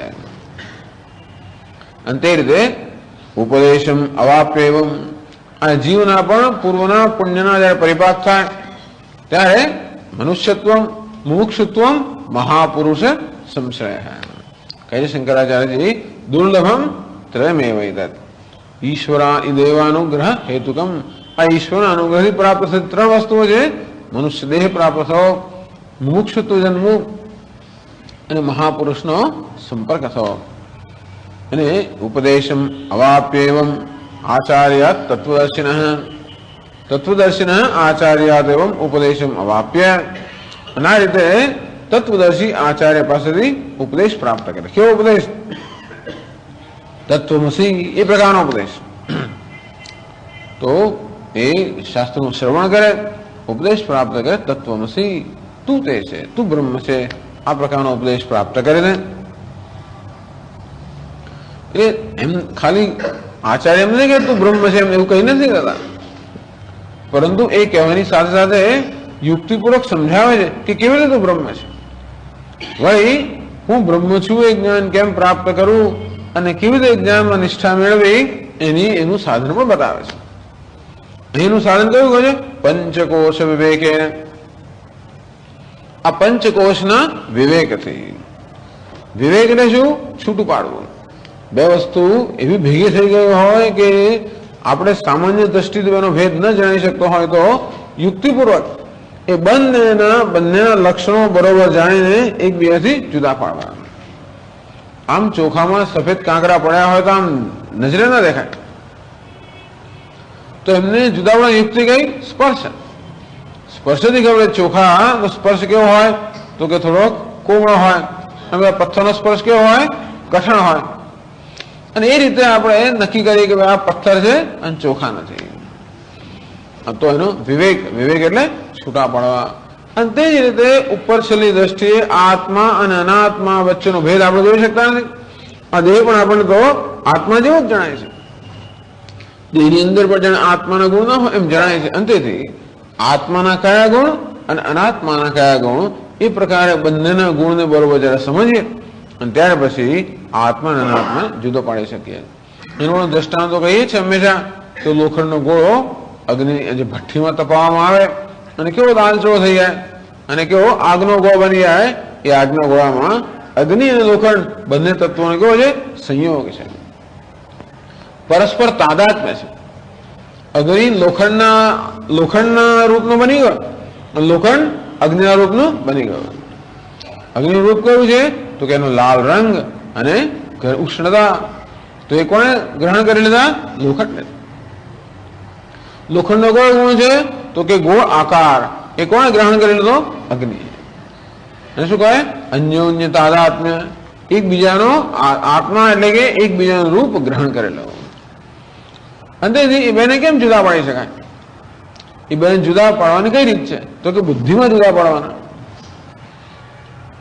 બુદ્ધિમાં કઈ જુદા પડાય? અગ્નિના કયા ધર્મ છે અને લોખંડના કયા ધર્મ છે એ બરોબર જાણીએ. લોખંડ ગોળો છે, અગ્નિનો કોઈ આકાર નથી હોતો, અને લાલ રંગ જે છે એ અગ્નિનો છે, ઉષ્ણતા પણ અગ્નિ છે. આમ અગ્નિના ધર્મ લોખંડના ધર્મ બરોબર જાણીએ તો બુદ્ધિમાં અગ્નિને અને લોખંડને આપણે જુદા પાડી શકીએ. એ રીતે આત્મા અને અનાત્માના બરોબર લક્ષણો જાણીને બુદ્ધિમાં આ આત્માને અનાત્માથી જુદો પાડવાનો. આમ કે છૂટો પાડવાનો નથી. એવું નથી કે આત્માને ખેંચી કાઢીએ આપણે બહાર અને જુદો પાડીએ તો ડોક્ટરો કર્યું છે. એવું આત્માને જુદો પાડી શકાત હોત તો એમને બોટલમાં ભરીને આપણે આપી દોત કે લો ભાઈ આત્મા. પણ જેવી રીતે આપણો ઘડો હોય, ઘડામાં શું છે? આકાશ છે, ઘટાકાશ. એ આકાશને અને ઘડાને કેવી રીતે જુદા પાડવાના? પેલા ઘડામાંથી આકાશને લઈ લઈએ આપણે શું કરીએ? ઘટાકાશ, ઘડાના આકારનો આકાશ. એ ઘડાને અને આકાશને કેમ જુદા પાડી શકાય? આપણી બુદ્ધિમાં જુદા પાડી શકાય, કોઈ ભૌતિક રીતે જુદા ના પાડી શકાય. કે આકાશ તો સર્વત્ર છે.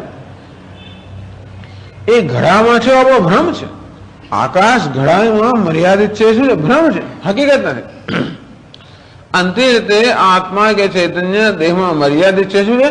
ભ્રમ છે. અને એ શું કરવાનું છે? ભ્રમની નિવૃત્તિ કરવાની છે. પંચકોશ વિવેકેન ઉપદેશ અવાપ્ય. જે પાંચ કોષ જેનું વર્ણન કરવામાં આવશે એનું વિવેક આત્માને આ કોષથી છૂટા પાડીને પરામ નિવૃત્તિમ લભંતે. આ જીવો પરમ નિવૃત્તિ એટલે મોક્ષના સુખને પ્રાપ્ત કરે છે. શેનાથી પ્રાપ્ત કરે છે? માત્ર પંચકોશ વિવેક, બીજું કઈ કરવાની જરૂર નથી. તરત શોકમ આત્મવિદ. જેને આત્માનું જ્ઞાન છે એ શોકને તરી જાય છે. માત્ર આત્માના જ્ઞાનથી જ શોકને તરી જાય છે. કેમ? કારણ કે આત્માના અજ્ઞાનમાંથી શોક જન્મે છે. અને તે રીતે આ પંચકોશ વિવેકથી મનુષ્ય મોક્ષ સુખને પ્રાપ્ત કરે છે. હવે આગળ 33મા શ્લોકથી કહે છે કે તે અન્નાદય પંચકોશાહ.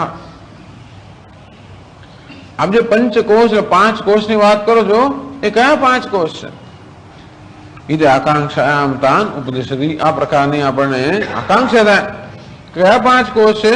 તો પછીના શ્લોકમાં એ 5 કોષનો ઉપદેશ કરે છે અથવા તો એનો નિર્દેશ કરે છે. अन्नम प्राणो मनो बुद्धि आनंदश्चेति पंचते कोशास्तैरावृत स्वात्मा विस्मृत्या संसृतिं व्रजे.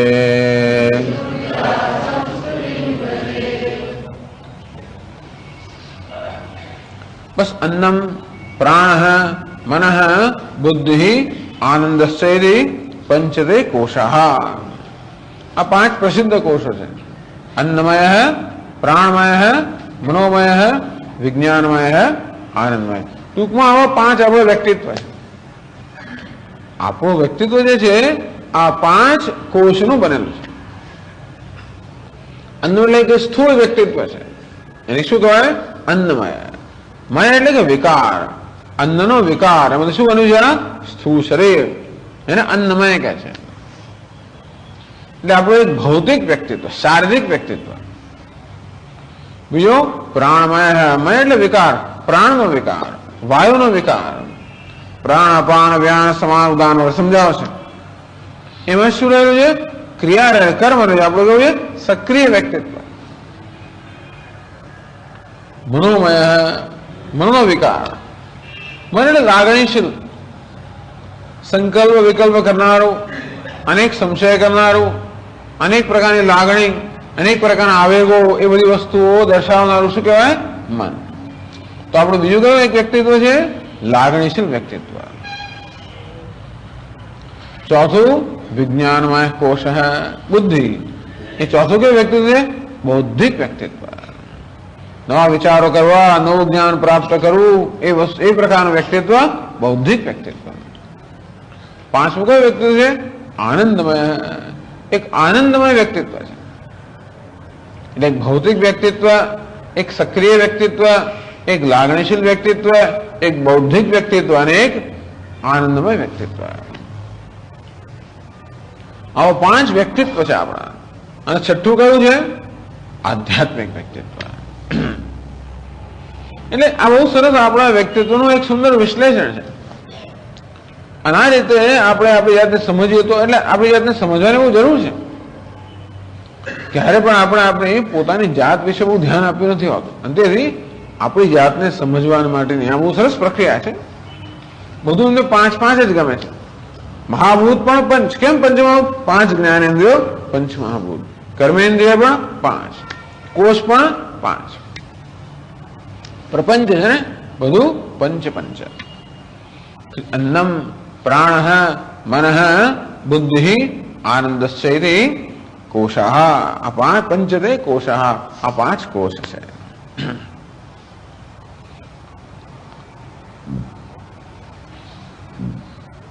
તો એને કોષ કેમ કહે? આ કોષ, શરીરનો કોષ કેમ કહે?